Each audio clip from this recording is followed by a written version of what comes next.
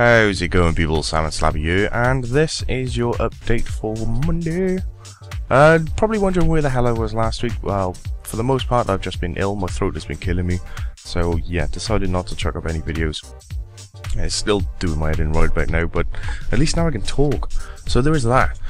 So, coming up this week then, today covering up all these patch notes and stuff I missed last week, plus the new patch notes for this week, and the update at the moment, which is this elf update city good times thing. Either way, Wednesday probably have up a law, Thursday maybe have the MCFS, I'm not sure at the moment. Pretty much all I'm doing for that is going to be chucking out a bunch of quests. Hopefully I can get to the quests which this is going to be covering here. So this right here is the update for the Elf City areas. This is basically a huge graphical update improvement kind of thing. That's what they're going to be doing. So what they're focusing on is for the 4 quests, which is leading up to the prifddinas quest, which will be coming out quite soon. And that's updating the graphics in Underground Pass, Mourners End 1, 2 and Within the Light. So covering all of these areas, which includes like Clethia and all that. It's just giving them a nice little graphical update. Can't really complain, to be totally honest. They have mentioned this crystal amulet here, which I'm not sure if anybody actually knows about, but basically if you subscribe with this 25% discount in a summer special membership thing, then you'll get a crystal amulet from it, which allows you to get a daily bonus XP towards prifddinas skill requirements.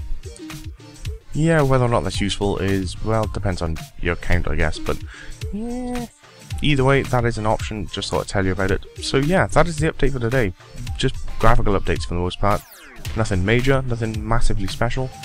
The only other thing worth mentioning is a bollock ton of patch notes. And there's quite a few of them. So from last week, I couldn't cover them last week because my throat was completely screwed. So yeah, starting from last week's patch notes, and then we'll move on to this week's, well, today's.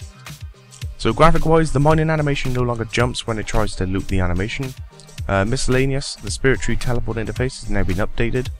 The Earn Keys button in Treasure Hunter now opens properly when opened from the downloadable client.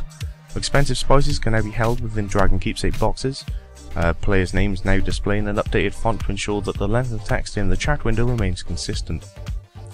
Ninja Fix wise, players can now use matching level 90 degrade to dust kind of items, and you can use them on each other to combine the amount of charges they have left. Kind of nice. Items that can be placed on the Grand Exchange will now include their guide price in their examine text. Bloom has been applied to the Master Capes. There's now a recharge all option on the Totem Pole and Legends Guild. Milton the Miller in Ardy has decided to slow down his windmill. The look of all Soul Mill interfaces has been updated. And you can now use a buy all option on some of the items in Nirigi Tapio's reward shop. So that was the last week's patch notes. And moving on to this week's, there's a few more. Graphical wise, the issue with Yelp's spin attack animation not displaying as intended has been corrected. A selection of shopkeeper and banker idle animations have been updated. The new stun animation that appears above a character's head will not persist after they are no longer stunned. Farley the dwarf in the Living Rock Caverns has been graphically updated. The fish swimming animation in Ashdale now loops correctly. Moving on to your quests and stuff. The Bandos Godsword passive animation has been added to the Superior Bloodied and the Superior Honoured Gazage. Following the Mod Dean's Twitch playthrough of the Sheep Herder, sheep are now less likely to wander off immediately after being prodded. Sheep will now move to a random location if prodded repeatedly in a direction they can't move, and the Mushroom at Doom has been removed completely, apparently. Miscellaneous wise, it is once again possible to descend the stairs on the roof of Heroes Guild. Ascension creatures will no longer occasionally have text displaying their weakness as magic. A spelling error in Damonheim's Toxic Maze Room has been corrected. 2 Force Walk tiles have been removed from Berthorpe.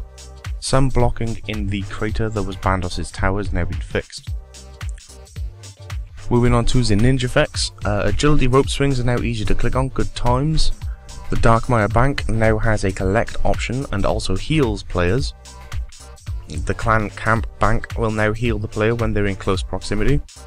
An icon for the Clan Camp Bank has been added to the map. The click area on the entrance to player-owned ports has been reduced. Players can now choose to kick a specific guest from their player-owned house. Players can now pay farmers for farming plot protection whilst Greenfinger's aura is active. The brightness of bloom on the Quest Cape emote has been reduced. The altars in the God Wars dungeon will now give you an estimated time before they can next be used. That's kind of handy. Players will now receive a message stating their progress when they perform a new skill for the Jack of Trades aura. The drop rate of Serenic skills has been reduced on Aerots and Dark Beasts. Brawling gloves will now drop correctly with a loot beam. The rubble in the Flash Powder Factory is now more visible. The magic and ranged Dragonfire shields have been recolored to differentiate between the three types. The click area on butterflies and moths has also been increased. And the wise old man is now able to help clear out more unwanted and useless items from players' banks and inventories. Last but not least is the 2 engine fixes. This is the engine fix for RuneScape 3. The RuneScape companion can now run on a wider range of devices thanks to a change in feature recognition. Resizing the 3D game window should no longer cause other interface parts to disappear or cause camera issues. And lastly, NPCs hunting for objects closer to them should no longer ignore objects that have been on the ground longer than other objects. Right, whatever that means. And lastly, HTML5 fixes is a fix that's been applied to bring some interface behavior in line with the Java client. So all in all, those are the updates for this week. So those are your patch notes for last week and today. And you have the graphical improvements for all the elf areas.